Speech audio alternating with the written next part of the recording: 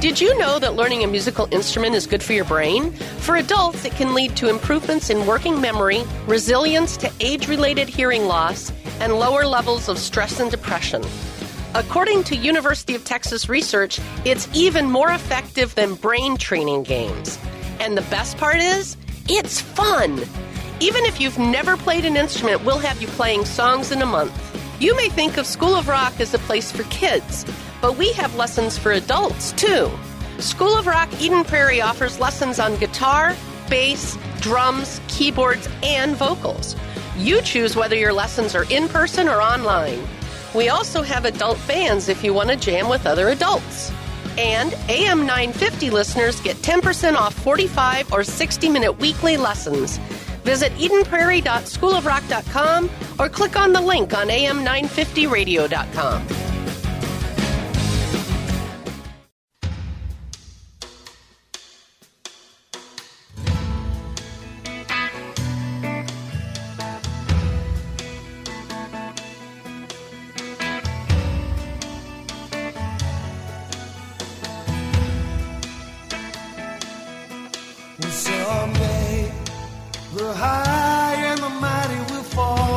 Good evening, ladies and gentlemen. Welcome to the Wall of Power Radio Hour. This is your host, Paul Metzen.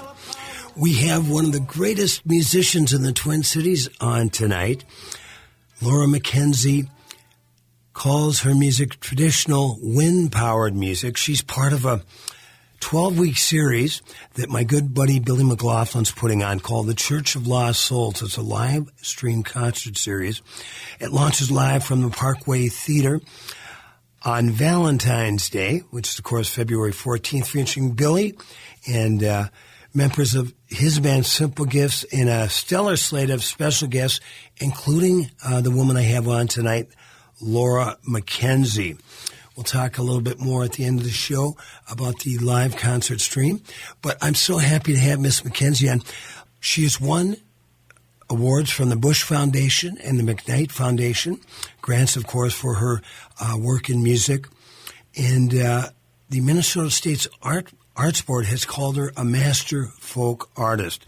She's got quite a bit of history, and we're going to find out how she got into the music business and this love of traditional Irish and Scottish music. But with no further ado, I'd like to welcome Miss Laura McKenzie. Laura, how are you tonight? I'm good, Paul. Thank you. We finally met. We finally met. It's crazy because I have seen your name for around the Twin Cities for at least 20, if not 25 years. And you played, you've been on the Prairie Home Companion. You played with a lot of great musicians that are friends of mine who have actually met in person. But you and I have never actually met. So this is our entry into our new friendship. Yes. Yes, here we go.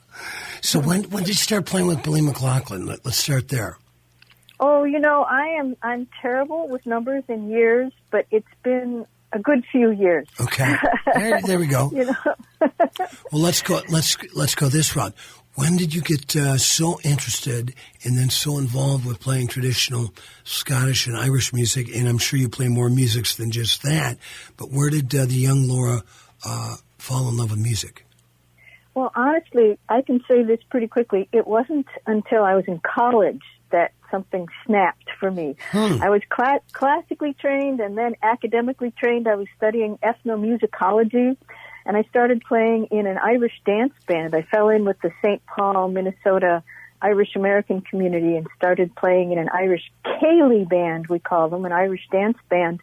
And we steamed up dance halls all over the Twin Cities and the Midwest for a few years, and then something snapped, and I realized that playing the music really meant something to me, whereas studying it so much didn't mean a lot anymore. So, so then it was just the local community that supported traditional Irish and Scottish music around here that really gave me the boost and helped me become a professional. I bet you played the halftime rec. I did play the halftime rec. Yeah, I used to go in there and do some Irish dancing too. Yeah, we my band Cats and the Stars, we played there years and years ago. St. Paul, of course, has such a great so many great Irish people, but a real St. Paul has really kind of held the torch for Irish music for years. Yes, it has, yeah. There was a big was there an Irish music festival on the campus of McAllister several years running? That was the Scottish Fair, yeah. Okay, the Scottish Fair. The Scottish Fair, yeah, that still runs. It's not run by McAllister anymore, but it's still a wonderful annual fair. The Minnesota Scottish Highland Fair, Minnesota Scottish Fair and Highland Games. Wow. Yeah. Now, it does intrigue me because you studied and also was an assistant of ethnomusicology, but you studied a lot of traditional Scottish music at the University of Edinburgh. Oh, right, yes, I did. So now, I was lucky to work over there. Yeah, what was that like? I mean, you must have really gotten your into your elbows with that. Well, it was amazing because I went to do work in the archives, which was just, transcribing and sort of preparing materials for the real academics to take further out into the world. But while I was there, I got to meet people, traditional musicians, actually playing and singing the music that I'd been listening to at home on records and on tapes. So once I saw and heard the people for real and met them, then there was absolutely no turning back for me. I became a player and a singer of traditional songs. Well, I'm really considered at the end of the day, I'm a folk singer. I mean, I play a lot of different styles of music, but if you put a gun in my head and said at St. Peter at the pearly gates, he goes, "What did you do?" I said, "I played folk music." And there's something about, my ear's never been really sophisticated enough. I love bebop, right? I love classical music, but my ear's never been really sophisticated enough to understand intellectually bebop music. But folk melodies have always been, very comforting and something I can really get behind.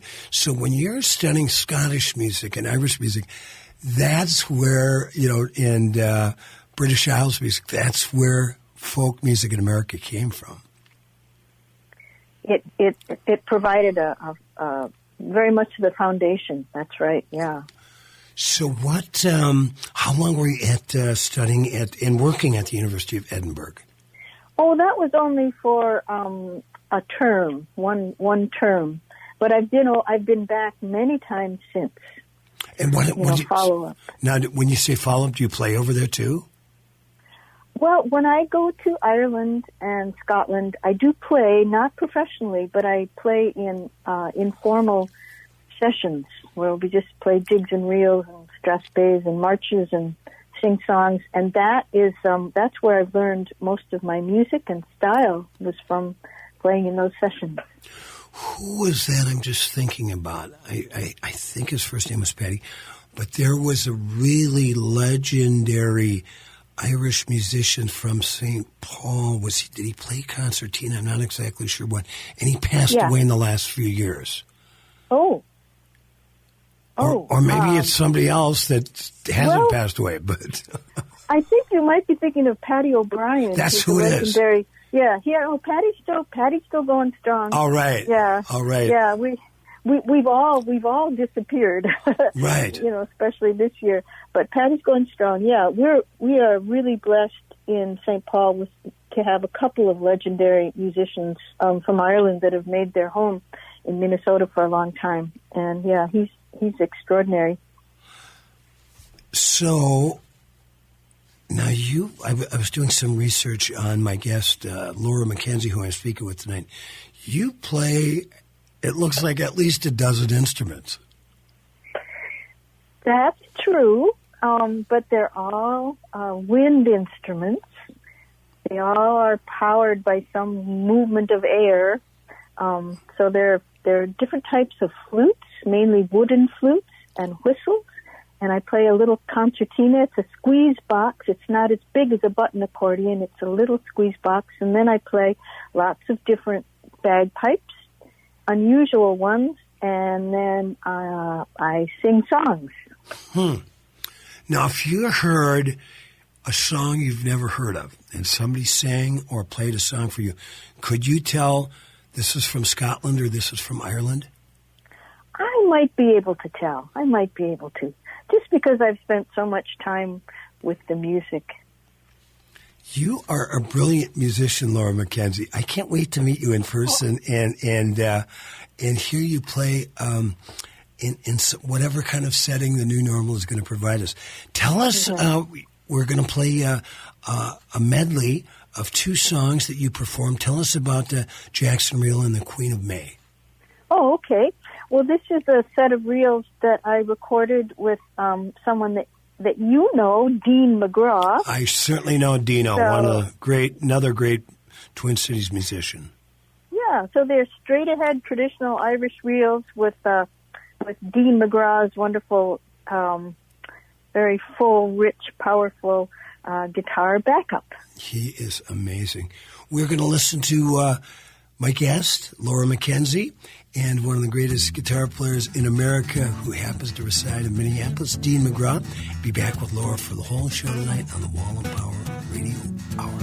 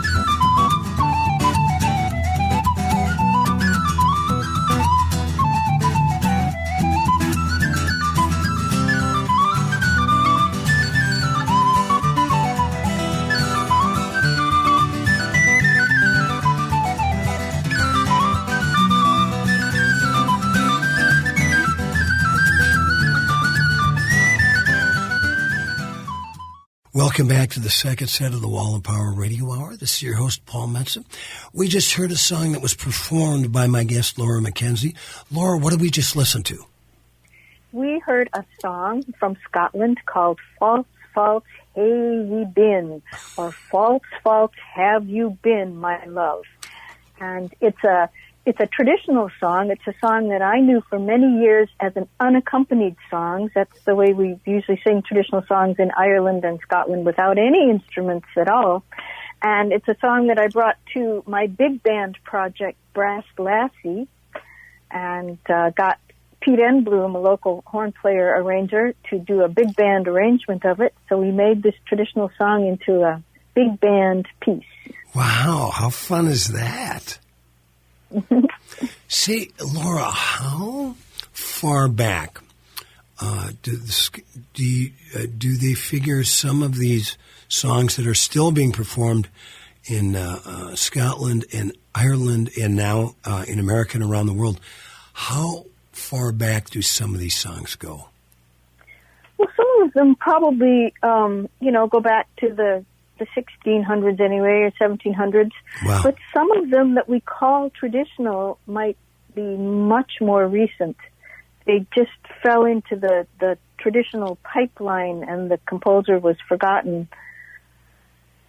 So they're of all ages. That is just fascinating. How many songs do you think you know that you could perform off the top of your head on the variety of instruments you play? Oh, that's hard to say. I've learned hundreds and hundreds of instrumental tunes in my lifetime, and not so many songs, but gosh, lots and lots of them. In this genre of music, we often learn things by ear, and I've done that too, even though I was trained in classical music and can read it, but I usually learn them by ear. And it's true, you retain them better when you learn them that way. Mm-hmm. Now tell us the difference, what you would call the difference between, and I'm guilty of calling the songs I write, both tunes and songs, but there really is a difference between a tune and a song, correct? Yes, yep. Yes, tunes are instrumental pieces, and a song is you use your voice and it has some kind of lyric, or if not a lyric, nonsense syllable. Now, so what? I imagine you must have a phenomenal record collection.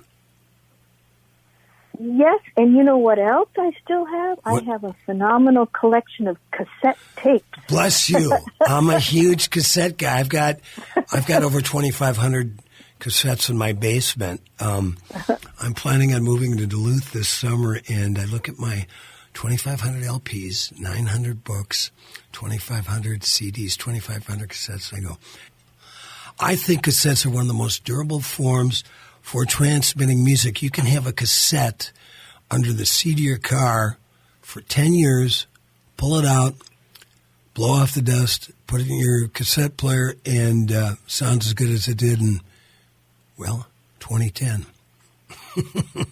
But I'm a cassette guy. So now, so before you got into music, Laura Mackenzie, what kind of other interests did you have?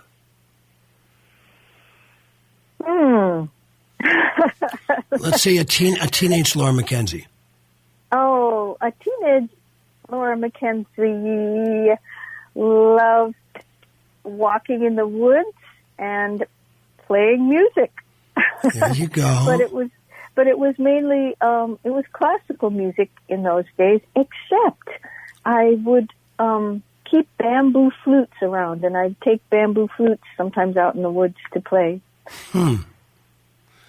Did people ever come upon you in the woods playing a wooden flute and thought they ran into some sort of mystical character? Well, if they did, they ran away quickly, and I missed them. Now, where did you grow up? Where are you from?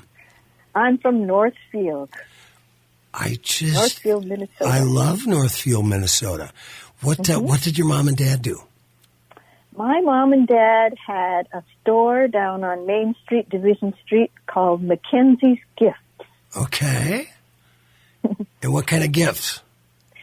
All kinds of lovely things. And they sold china and a little bit of flatware and tea and spices and all sorts of beautiful gifty gifts and cards and candles and little jewelry. It was a very lovely shop, and it's very well remembered by people from Northfield. Did the young Laura in her teenage years spend some time behind the counter selling candles? Yes, I did, yes. Wrapping gifts and things like that. Yeah, my mom had after she retired as a nurse, and before she got into being a travel guide, she owned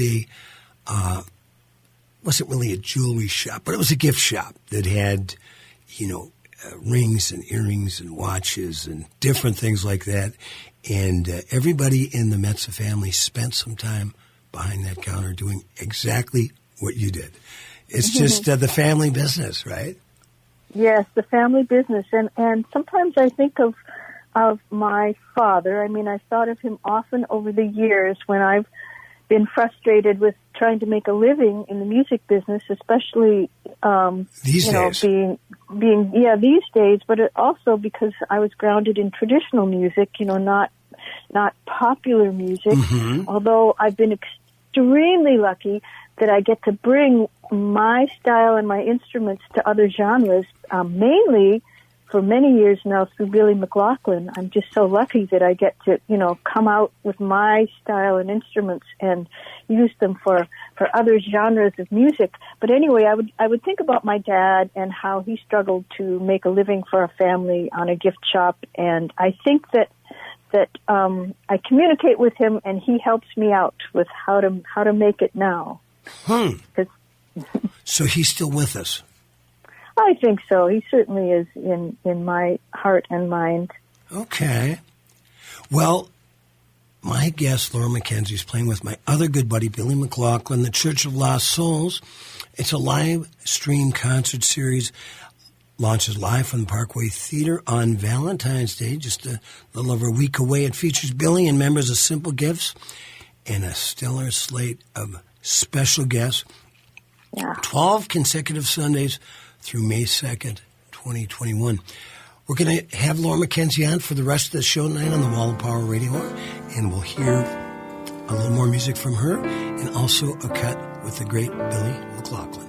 False, false, hey, been, take me, my love, and often you've changed your mind, and now you've laid your love upon some other fair one, and I fear you are no longer mine. I have climbed into a tree that is too high for me, seeking fruit where there wasn't any growing. I have drawn warm water, free beneath cold clay, and against the stream I am rolling. False, false. Did you know that learning a musical instrument is good for your brain? For adults, it can lead to improvements in working memory, resilience to age-related hearing loss, and lower levels of stress and depression. According to University of Texas research, it's even more effective than brain training games. And the best part is, it's fun. Even if you've never played an instrument, we'll have you playing songs in a month. You may think of School of Rock as a place for kids, but we have lessons for adults, too. School of Rock Eden Prairie offers lessons on guitar, bass, drums, keyboards, and vocals. You choose whether your lessons are in person or online. We also have adult bands if you want to jam with other adults. And AM 950 listeners get 10% off 45 or 60-minute weekly lessons. Visit EdenPrairie.schoolofrock.com or click on the link on AM950radio.com.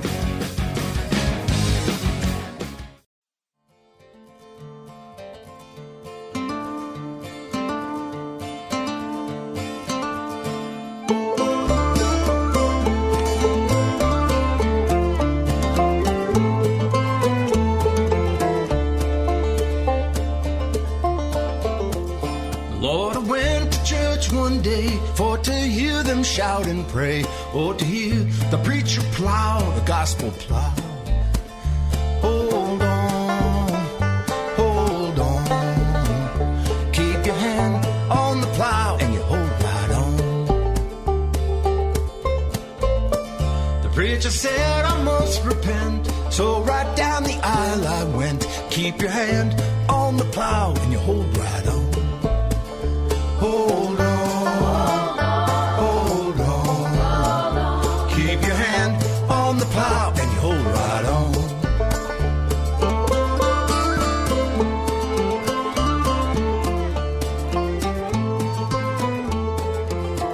Welcome back to the third set of the Wall of Power Radio Hour. We just heard a version of the old folk song Gospel Plow performed by Billy McLaughlin and my guest, Laura McKenzie. Now, I want to mention again that Billy's series of shows, the Church of Lost Souls live concert series live stream from the Parkway Theater starting on Valentine's Day, also is going to have a limited number of guests. So the exclusive in-house ticket prices can be found at theparkwaytheater.com. There's only going to be 93 seats available per show. But we definitely want to tell you about it because there's not many places to go hear live music.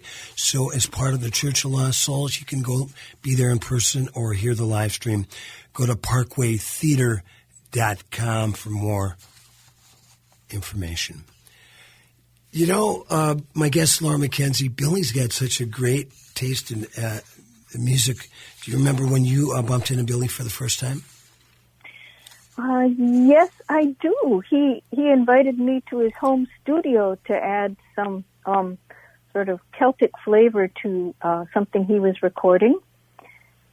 And it was some years after that he invited me to join Simple Gifts in the holiday tours.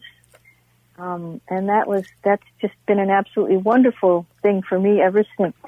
Boy, and that's such tell us a little bit about some more of your band members in Billy's band with Simple Gifts.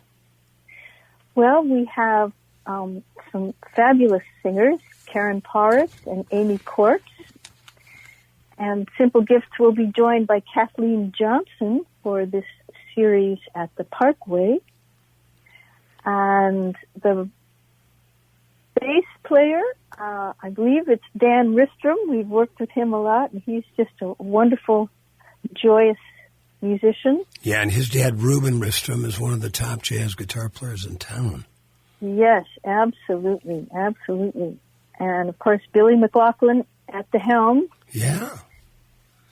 Billy is such a great musician. He had dystonia, so he had to go from playing, I don't know, I can't remember if he went from playing right-handed guitar to left-handed guitar or vice versa. What's he playing now? Is he playing it left-handed? Well, to be honest, he does both. Now he does, yeah. Yeah, he mainly, yes, but he's done absolutely astounding adaptations for his playing. But he's playing great, and he's writing fabulous music too. I love his compositions. And one thing that I'm really looking forward to in this series is that we get to do some of Billy McLaughlin's originals, which are always wonderful, wonderful pieces of music. They have wonderful melodies to them, and really great lyrics as well. Yeah, Billy is such a great all-around musician. He did, to go a little deeper on what I was just talking about, he had this dystonia, which was a neurological and muscle problem in his body. So for a long time, he started losing his ability to play guitar. And when he started again, he had to start off with the opposite hand and really had to relearn it from scratch. And now he's better than most guitar players I know, including guys like myself that have been playing for just as long as he was. Plus, he was kind of one of the first guys that I hear do the tapping on the guitar. But he was, I've known Billy for, we had the same booking agent back in the 1990s when we were both just two young men with a dream. And so I'm so happy that Billy's made such a comeback. But he's also been known when he plays with his bands to have such phenomenal musicians like yourself. Now, Laura McKenzie, so who are some of your favorite musicians, traditional or otherwise? Oh, dear. That is a very challenging question. Some of the people that have been my greatest inspirations would not be recognizable names. Well, then let's recognize them. It's a good time to get those names out there. Well, they're people who are just traditional players who play in kitchens at home. Okay. So, I mean, people like Patty O'Brien, he was a wonderful inspiration for me, who does live in St. Paul. And some people in Ireland, Packy Dignan and Catherine McAvoy. But these days, I find myself listening to some European ensembles that are live streaming into our isolated lives, and I'm listening to French and Belgian pipers. So it's hard for me to pinpoint actually some of my favorite musicians. Did you ever get Sorry about that. No, that's okay. Did you ever get a chance to hang out with one of my favorite Irish bands, the Chieftains?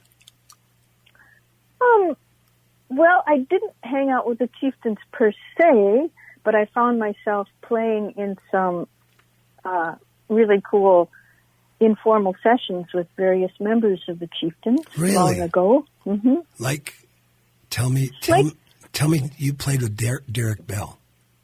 Not with Derek Bell. I don't think he was much of a session player. Okay. But Patty Maloney? Patty Maloney, actually Sean Kane, the fiddler, and Matt Malloy, the flute player. Cool. Yeah. There's something about, I saw them 2 or 3 times over the years, and there's something about the joy that those guys, not just those songs are joyous, but there's something about when they played as an ensemble that was so joyous that you just wanted to get up and dance a jig, even if you didn't know how to dance a jig. Yeah, I know what you mean, yeah. So now you did a little time as a production assistant at the Prairie Home Companion as well, correct? Yes. Mm-hmm. So what did you do for Garrison and Company? Oh my goodness, I did a little of everything. I did lots of work in the office during the week, just getting all the scripts together and making sure musicians were lined up and writing the bio notes for Garrison and making sure people got paid for this and that they offered for the show. And on the weekend, I actually worked the show as well, backstage. Cool. So I did a little of everything. Was that when it was at the Fitzgerald?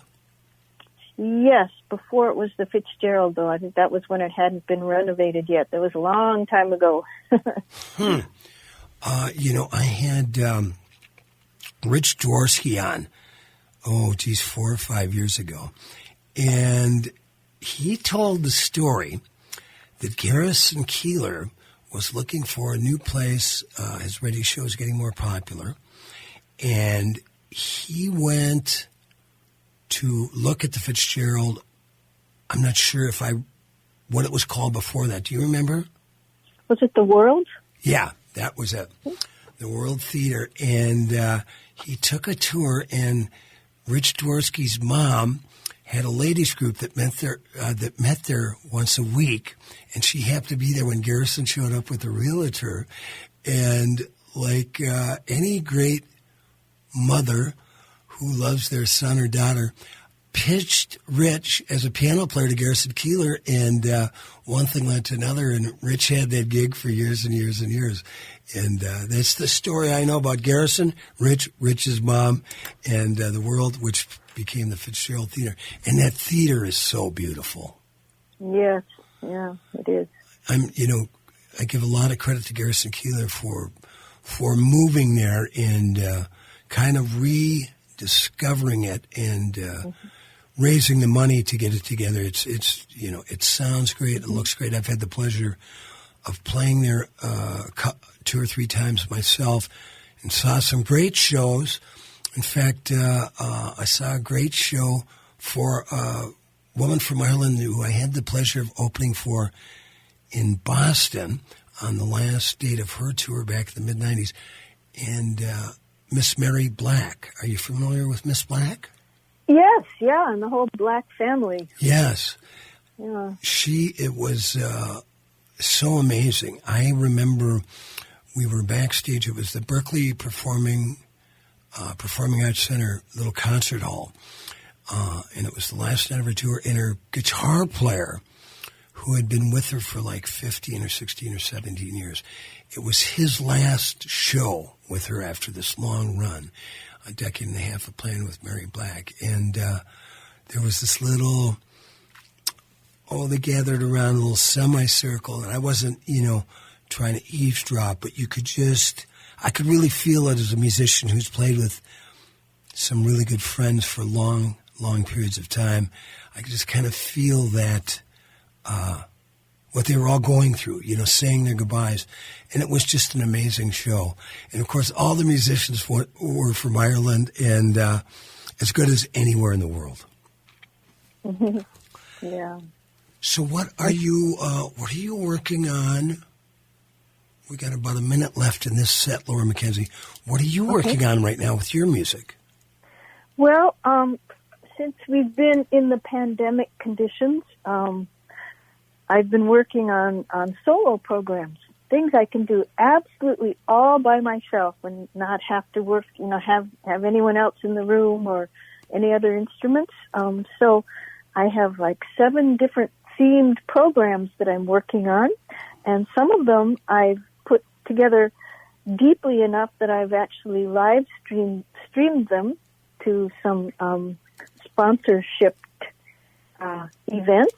Nice. And so they're all things I just do, and that means the wonderful thing about that for me is that I can pull out all the stops and get out all the instruments I want, all the different bagpipes, and sing the songs that I want according to the themes of my programs. So that's what I've been doing, and I'm happy I can do it, but I'm sad not to be working with my ensemble. So I'm really, really excited about getting back to working with Billy McLaughlin and Simple Gifts, and also enjoying the special guests.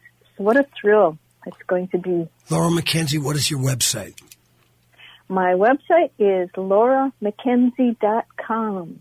We will be back with Laura Mackenzie, whose website is lauramackenzie.com, after these messages.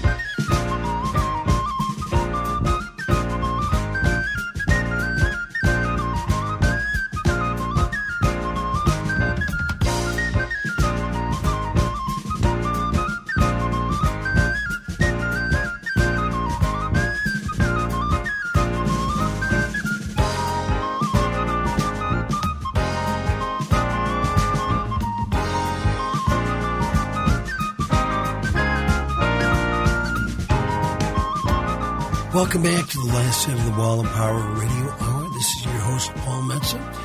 I've had a wonderful guest on all night. She's still with us, Laura Mackenzie.